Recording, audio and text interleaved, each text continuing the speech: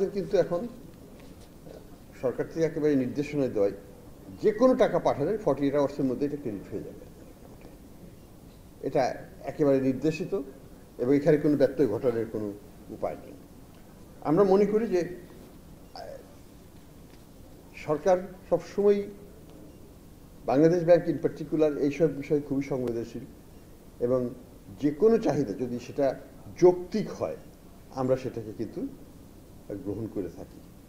যে কারণেই অনেকগুলো জায়গায় যেমন হাই কমিশনার থেকে যে এনওসি নিতে হতো এক্সচেঞ্জ হাউসগুলোকে এই ড্রয়িং এগ্রিমেন্টটা করার জন্য বাস্তবায়ন করার জন্য সেটা কিন্তু এখন আর নাই, উঠে গেছে।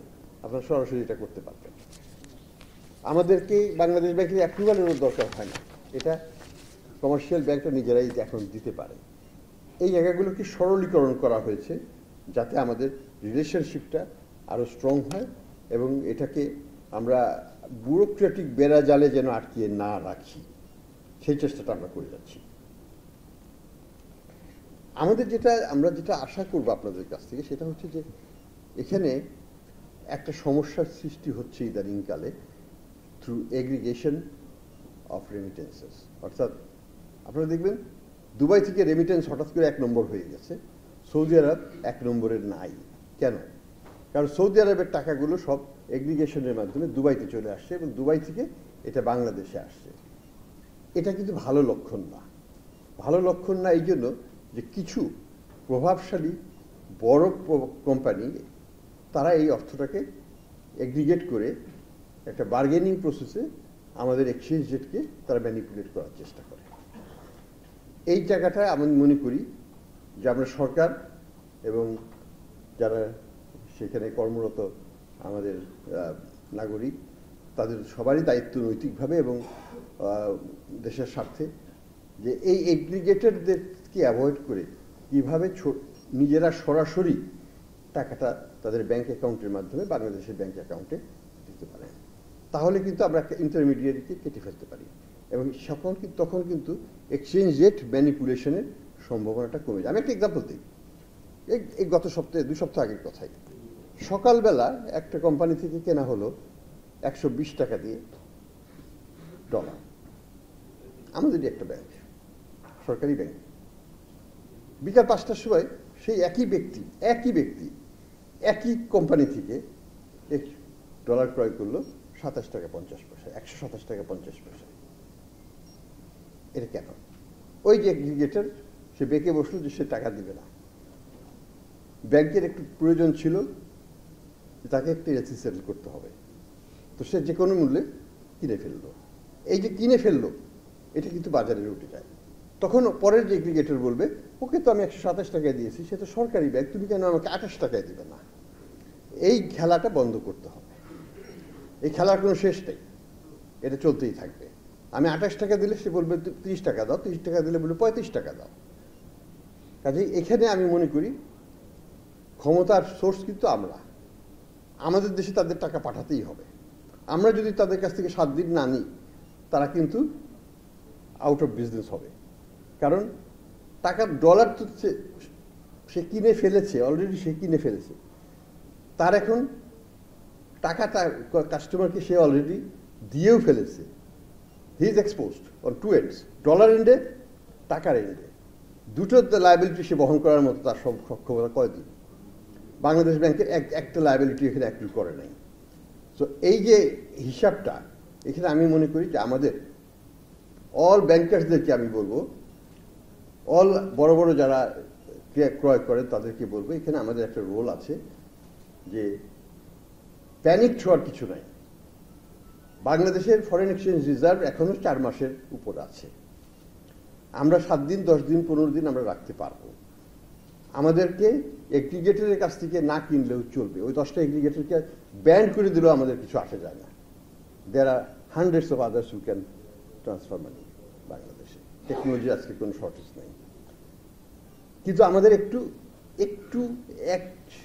একতাবোধ থাকতে হবে। কাজেই আন্ডারহ্যান্ড ডিলিং এর মাধ্যমে যেন এই ট্রানজ্যাকশনগুলো না করা হয়। যদি কোনো বড় ট্রানজ্যাকশন আসে, come to the central bank, tell central ব্যাংকে আমার এই $50 বিলিয়ন সেটেল করতে হবে আজকে, $100 মিলিয়ন সেটেল করতে হবে আজকে, আমরা করে দেব। ডিজাইন, এলিগেন্স, বিউটি, সেরা পণ্য সবার জন্য জেভিকো। জোগাড় করে দিব বা নিজেরটা অর্থায়ন করে দেব, কিন্তু হঠাৎ করে আমি এক্সচেঞ্জ রেটকে $5 $10 বাড়িয়ে দিয়ে আমি ওইটাকে ট্রেড করে সেটেল করবো, সেটা কিন্তু কোনো দেশেই বাণিজ্য নীতিতে এক্সচেঞ্জ মার্কেটে অপারেশনে অ্যালাউ করবে না। সবসময় একটা নিয়ম আছে, বলে স্মুদিং আউট। 4 আনা তফাৎ হতে পারে, 20 পয়সা তফাৎ হতে পারে, কিন্তু $5 $10 তফাৎ এক রাতে কোনো এক্সচেঞ্জ মার্কেট আপনি দেখেছেন? ডলার রেটে কোনো চেঞ্জ হয়, ইয়ে রেটে চেঞ্জ হয়, ভারতীয় রুপিতে কোনো দিন $5 চেঞ্জ হয় না, 10 পয়সা চেঞ্জ হয়, 20 পয়সা চেঞ্জ হয়। তো আমাদের এখানে আমাদেরকে একটু অর্গানাইজড হতে হবে, মার্কেটকে বুঝতে হবে, মার্কেটকে পরিচালনা করতে হবে। যাই হোক, আমি মনে করি যে রেমিটেন্সের প্রবাহ আমাদের যতদিন আমাদের জনশক্তি আছে, জনশক্তি রপ্তানি আমরা করব, আমরা রেমিটেন্স তাদের কাছ থেকেই পাবো। সেটাকে আমরা সাদরে আহ্বান করব, সেটাকে ব্যবহার করার দায়িত্ব আমাদের, সেটাকে ব্যবহার করার দায়িত্ব আপনাদেরও। সঠিকভাবে নিজের ফ্যামিলিকে ভালো করাও একটা কিন্তু investment in social development, investment in ফ্যামিলির যে ডেভেলপমেন্ট, স্বাস্থ্য, শিক্ষা, বাড়িঘর, এগুলো কিন্তু অনেকেই বলে যে এটা অপচয় না। This is part of building your human capital in your own family. বাংলাদেশের যে স্বচ্ছলতা গ্রামীণ অঞ্চলে এসছে, এটার মূলে কিন্তু এই রেমিটেন্স। আমরা তো জানি এই যে $30 বিলিয়ন এই বছর আসবে, এটার 80-90% যাবে গ্রামে। বিশাল অঙ্কের টাকা। টাকা দিয়ে গুণ করে দেখেন এটা কত টাকা হয়, কত লক্ষ কোটি টাকা হয়। এই টাকাটা কিন্তু গ্রামে যাচ্ছে, এবং গ্রামীণ অর্থনীতির যে মূল চালিকা শক্তি কিন্তু এগ্রিকালচারের চাইতে এটা কোনো অংশে কম নয়। অর্থনৈতিক দিক থেকে, তাদের কার্যক্রমের দিক থেকে, তাদের ব্যয়ের যে সম্ভাবনা, ব্যয়ের যে ক্যাপাসিটি টু স্পেন্ড, সেটার দিক থেকে এটা বিশাল একটা অঙ্ক। যে কারণে আজকে আমাদের গ্রামীণ অঞ্চলের নন ফার্ম এগ্রিকালচার, অর্থাৎ এগ্রিকালচারকে বাদ দিয়ে যে অর্থনীতি, that is 60%, and farm agriculture is 40%, এবং এটা বাড়ছে, নন ফার্মটাই বাড়ছে। এটার মূলেও কিন্তু আমাদের রেমিটেন্স, এবং অন্যান্য রেমিটেন্স থেকে টাকা নিয়ে অন্যান্য যেসব ব্যবসা বাণিজ্য, সেটা যেভাবেই হোক না কেন, এই ইলেকট্রিক গাড়ি কেনা, এটা কেনা, সেটা কেনা, এগুলো সবই কিন্তু পাওয়ার পাম্প কেনা, পাওয়ার টিলার দিয়ে চাষ করা, এগুলো সবই বিনিয়োগ। এই বিনিয়োগের টাকার সোর্সটা কিন্তু আপনারা বেশিরভাগ ক্ষেত্রে দেখতে পারবেন এই রেমিটেন্সের টাকা থেকে হচ্ছে। কাজে রেমিটেন্সের ভূমিকা আমাদের বিশালভাবে সর্বক্ষেত্রেই আছে। তা আমি মনে করি যে বাংলাদেশ ব্যাংক সবসময় আপনাদের সাথে আছে। বাংলাদেশ ব্যাংক আমাদের কর্মী বাহিনীর সাথে কাজ করে যাবে। আমি মনে করি যে আমাদের অন্যান্য মন্ত্রণালয় তাদের যে ট্রেনিং কার্যক্রমগুলোকে যদি বাড়াতে পারত, আমাদের শ্রমিকদের দক্ষতার যদি আমরা, আজকে তো আমরা 50 বছরের উপর ধরে লোক পাঠাচ্ছি, কিন্তু কেন আমরা পারছি না সেই শ্রেণীগতভাবে? আমরা কিন্তু এখন পাকিস্তানও যে পার ক্যাপিটা রেমিটেন্স পাঠায়, সেই লেভেলে আমরা পৌঁছাতে পারিনি। আমরা ফিলিপিন্সের লেভেলের কথা চিন্তাও করছি না। ফিলিপিন্সে লেভেলটা আমাদের প্রায় 6-7 গুণ বেশি মাথা পিছু। কেন? কারণ স্কিল লেভেল। একটা ফিলিপিনো মেড $1200-1500 তারা হায়ার করবে, একটা বাংলাদেশি মেডকে তারা $300 দিতে রাজি নেই।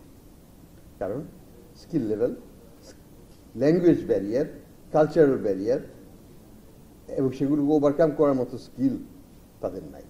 তো এই জায়গাটা যদি আমরা জোর দিতে পারি, আমরাও কিন্তু আমাদের ফিমেল ওয়ার্কারদের বেতন 4 গুণ বাড়িয়ে ফেলতে পারবো, এবং কোয়ালিটিটাকেও বাড়াতে পারবো। এই জায়গাটায় আমাদের নজর দিতে হবে। ফিমেল না, শুধু মেল ওয়ার্কারদের ক্ষেত্রে একই জিনিস প্রযোজ্য। আমরাই সবচেয়ে কম আর্ন করি মাথা পিছু। সেই জায়গাটায় করতে পারলে রেমিটেন্স কিন্তু $30-60 বিলিয়ন করা কঠিন কিছু নয় আমাদের জন্য। এইখানে আমাদের ফোকাসটা দিতে হবে বলে আমি মনে করি সরকারিভাবে। তো যাই হোক, আমি মনে করি যে সরকারের কিন্তু সদিচ্ছার অভাব নাই, কিন্তু সদিচ্ছা থাকলে কোঅর্ডিনেশন হয়তো অভাব আছে।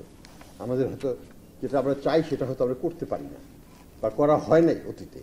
তো এই জায়গাটায় নজরটা দিতে পারলে আগামীতে আমরা কিন্তু আমাদের শ্রমশক্তি দেশের ভিতরে এবং দেশের বাইরে আরেকটা উন্নত পর্যায়ে নিতে পারবো।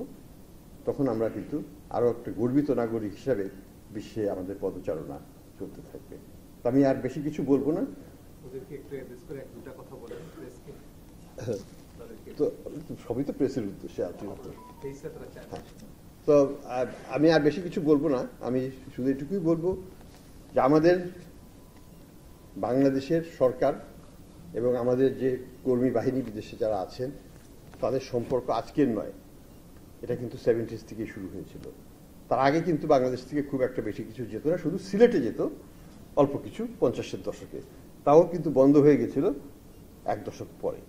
তো এখনকার যে রেমিটার যারা দুশ্রেণীর, একটা হচ্ছে শিক্ষিত শ্রেণী যারা নর্থ আমেরিকা, অস্ট্রেলিয়া, ইউকে এবং ইউরোপের বিভিন্ন দেশে আছেন, সেটা। আরেকটা হচ্ছে আনস্কিল্ড ওয়ার্কার্স, যেটা প্রধানত মধ্যপ্রাচ্য, মালয়েশিয়া, ইস্ট এশিয়া এবং মধ্যপ্রাচ্যে আছেন, এবং কিছু কিছু আছেন ইউরোপের দিকেও। তো এই দুই শ্রেণী কিন্তু বাংলাদেশকে যেন ভুলে না যায় সেটাই আমরা আশা করব। এবং আমাদের দায়িত্ব হচ্ছে তাদেরকে সুযোগ সুবিধা দিয়ে তাদেরকে বাংলাদেশের মাটির সাথে আটকিয়ে রাখা, যাতে প্রজন্মের পরেও পরবর্তী প্রজন্ম এই সম্পর্কটা অটুট থাকে। আমাদের সিলেটে এখন তৃতীয় প্রজন্ম চলছে, মানে লন্ডন প্রবাসী যারা নাগরিকরা আছেন, মধ্যে আমেরিকাতে এটা দ্বিতীয় প্রজন্ম চলছে। কাজেই প্রজন্ম তো আসবেই, সময় তো আর আটকে থাকবে না, কিন্তু সম্পর্কটা ধরে রাখতে হবে ডায়াসপোরার সাথে। একটা জিনিস ফাইনালি আমি বলে শেষ করব, বিদেশে বাংলাদেশি শুধু বাংলাদেশি, বিদেশে বাংলাদেশি আওয়ামী লীগ, বিএনপি, জামাত, এই শ্রেণীভেদ থাকাটা উচিত নয়। আমি মনে করি এটা আমাদের জন্য সবচেয়ে ক্ষতির কারণ হয়েছে কিন্তু এটাই। রাজনৈতিকভাবে বাঙালিরা কিন্তু দাঁড়াতে পারে নাই এই কারণে। ভারতীয়দের মধ্যে কিন্তু এই ভেদাভেদ নাই, তারা কংগ্রেসপন্থীও আছে, বিজেপি পন্থীও আছে, কিন্তু সেটা কিন্তু তারা যখন পলিটিক্যাল ফোরামে বা কমন ফোরামে যায় সেটাকে তারা হাইলাইট করে না। ভারতের প্রধানমন্ত্রী যখন আসেন তখন সে দেশের প্রধানমন্ত্রী হিসাবে তাকে বরণ করা হয়, এক পক্ষ সেখানে ইটপাটকেল দিয়ে দাঁড়িয়ে থাকে না। আমাদের কিন্তু এই কালচারটা থেকে বেরিয়ে আসতে হবে, এটা কিন্তু আমাদের দেশের সম্মানের জন্য খুবই ক্ষতিকর। কাজেই আমি আশা করব বিদেশে আমরা সবাই বাঙালি হিসাবে আমাদেরকে পরিচয় দিব, আমরা বাঙালি হিসাবে কাজ করব, আমরা লবি করব বাংলাদেশের জন্য, আমরা কোনো পার্টির হয়ে লবি করব না, আমরা কোনো দল বা ব্যক্তি বা পরিবারের জন্য লবি করব না, বাংলাদেশের জন্য লবি করব। বাংলাদেশের যেটা স্বার্থ সেটাকেই আমরা দেখব। এটা যদি করতে পারি আমরা রাজনৈতিকভাবে ওই দেশেও উপকৃত হব, আমাদের ডিভিশন, আমাদের ভোটাধিকার, ভোট যারা প্রয়োগ করেন তারাও ডিভাইডেড হবেন না, যে ও বাংলাদেশে দাঁড়িয়েছে ও আওয়ামী লীগ করে, ও বাংলাদেশে দাঁড়িয়েছে বিএনপি করে, ওকে আমি দেবো না ভোট, সেটা নয়। সে দাঁড়িয়েছে বাংলাদেশে, আমি তাকে ভোট দেবো ইরেসপেক্টিভ অফ তার পার্টি অ্যাফিলিয়েশন অর তার পার্সোনাল। এই জায়গাটায় আমি মনে করি যে না করতে পারলে আমরা কিন্তু রাজনৈতিকভাবে বিদেশে আমাদের মাথা উঁচু করে দাঁড়াতে পারবো না। এবং ভারতীয়রা দাঁড়িয়েছে এই একটাই কারণে, এটা বিশাল একটা, তাদের আরেক কারণ আছে, কিন্তু এটা একটা বিশাল একটা অবস্থান তাদের জন্য, এখান থেকে শিক্ষণীয় আছে। ইসরায়েলিরা দাঁড়িয়েছে, ইহুদিরা, এই একটাই কারণ, অন্য কিছু না। তাদের মধ্যে অনেক মতামত, কিন্তু বটম লাইন হচ্ছে আমরা সবাই ইহুদি। তো এই যে প্রোটেকশন নিজেদেরকে, সেটা কিন্তু আমরা কিন্তু করতে পারিনি সেইভাবে।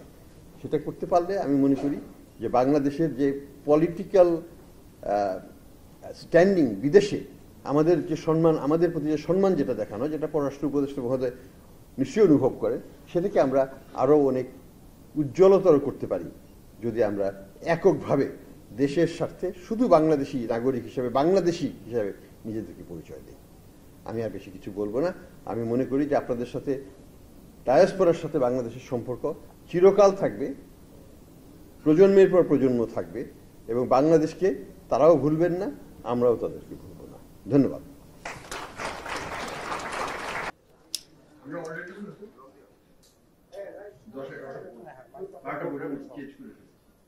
এবং সেগুলোর মোটামুটি বোর্ডের সাথে বাংলাদেশ ব্যাংক প্রায় 2 সপ্তাহ পর পরই আমরা মিটিং করি, এককভাবে প্রত্যেকটা ব্যাংকের সাথে আলাদা আলাদা তাদের রিকভারি স্ট্র্যাটেজি নিয়ে কিভাবে ব্যাংকগুলো ঘুরে দাঁড়াবে।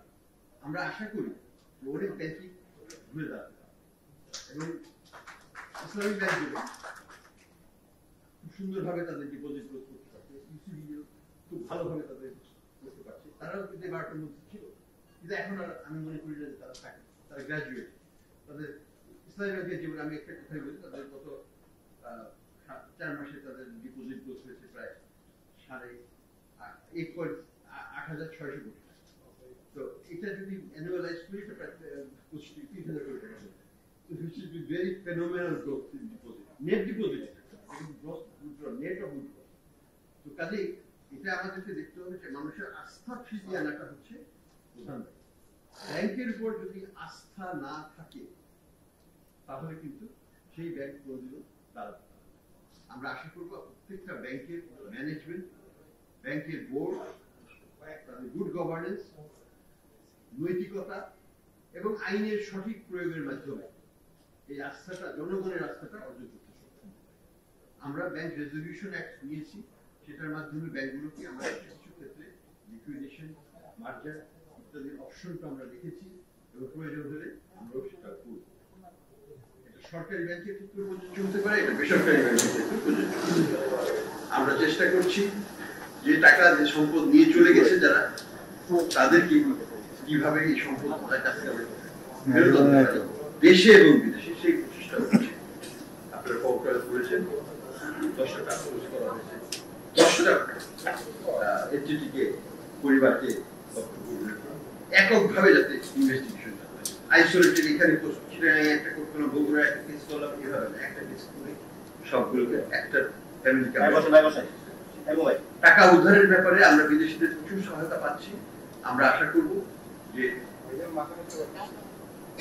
প্রবাসীরা এখানে তথ্য সরবরাহ করতে পারে, কোথায় তাদের সম্পদটা আছে, কোথায় বাড়ি কিনেছে, কোথায় এই তথ্যগুলো পেলে কিন্তু আমাদের যারা ইনভেস্টিগেশন টিম তারা কিন্তু এই রিকোয়েস্ট গুলো তখন বিদেশের করসপন্ডিং লিগ্যাল পার্টকে পাঠাতে পারবে এবং সেটার মাধ্যমে আইনগত ব্যবস্থা।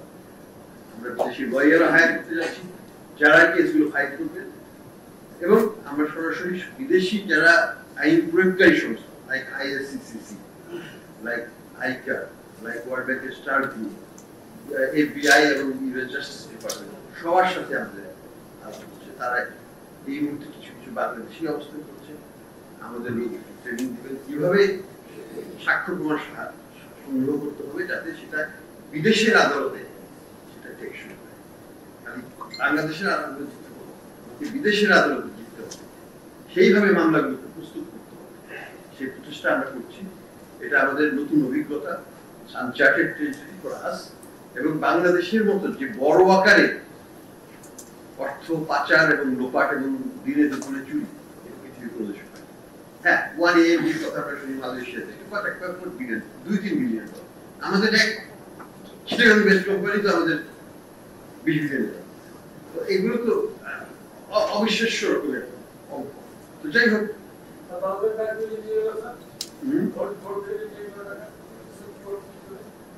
বাংলাদেশ ব্যাংকে যেটা হচ্ছে সেটা তো একটা সাইবার সিকিউরিটি ব্রিচ হয়েছিল, সেটার টাকা 80% ফেরত আসছে, 20% আসছে নাই, সেটা নিয়ে মামলাও চলছে এখন নিয়োগ করছে, এবং সেটা আমরা আশা করি আমরা সেটা জিতবো। একটা ফিলিপিনের ব্যাংকের সাথে জড়িত আছে, সেই ব্যাংকের ক্ষেত্রে মামলা চলছে। তো এটা বাকি যে 50 মিলিয়ন ডলারের মতো আছে, 600 কোটি টাকার মতো, সেটাও আমরা আশাবাদী সেটা ফেরত আসবে। যাই হোক, দেশের অর্থ দেশে ফেরত আনার জন্য আমরা সর্বোচ্চ, এবং যে কারণে ওই যে সেন্ট্রাল ব্যাংকের যে চুরিটা হয়েছিল, যে সাইবার হ্যাকিং যেটা হয়েছিল, সেটার অর্থ কিন্তু আমরা 80% ফেরত আনা হয়েছে সরকার, আর বাকি যে 20% আছে সেটার জন্য মামলা চলছে। এই চলমান মামলা তো আমরা আশাবাদী ইউএস ফেডারেল রিজার্ভের সাহায্য নিয়ে আমরা সেটা পালন করতে। ধন্যবাদ। আমি আর সরকারি যাবে আমি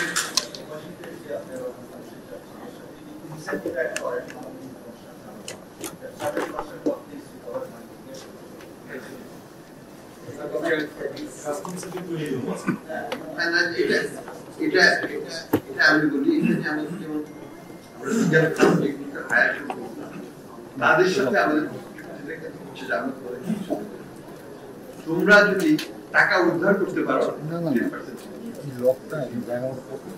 আমরা এই ইনসেন্টিভ মেকানিজম তাদের সাথে আমরা কিন্তু পকেট থেকে বিশেষ করে 100 কোটি 200 কোটি 300 কোটি এটা কিন্তু ওই টপ 10 এর মধ্যে পড়ে টপ 10 এর মধ্যে পড়ে যারা 10,000 কোটি 5,000 কোটি 20,000 কোটি 25,000 কোটি 1 কোটি টাকা নিয়ে কাজেই নিচের গুলো আমরা আরেকটা ক্লিয়ার করছি যেখানে আমরা অফার করে বলছি তোমরা ধরো কমিশন গুলো তোমরা পাবে কমিশনের চুক্তিটা আমাদের সাথে হবে এবং খরচ করবে তো আপনারা তাদের সাথে সহায়তা করতে পারেন তাদের কাছ থেকে কমিশন নিতে পারেন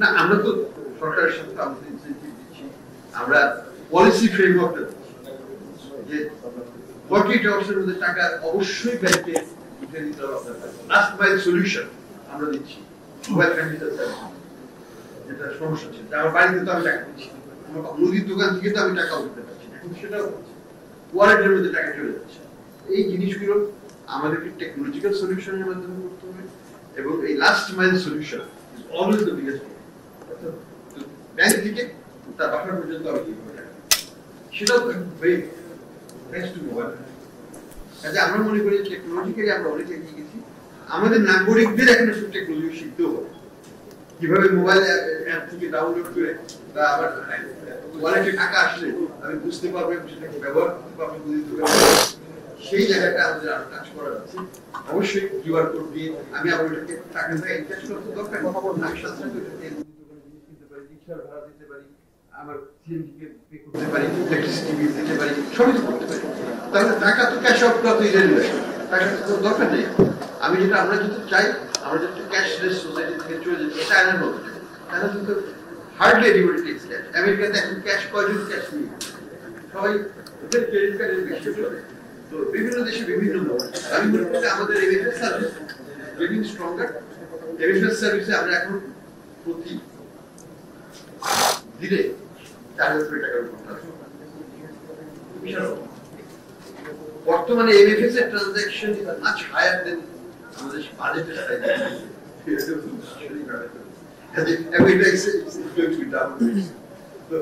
এগুলো তো এন্ডলেস এক্সপ্যানশন পসিবিলিটি আছে আমরা সেগুলো ক্যাপচার করতে চেষ্টা করব ধন্যবাদ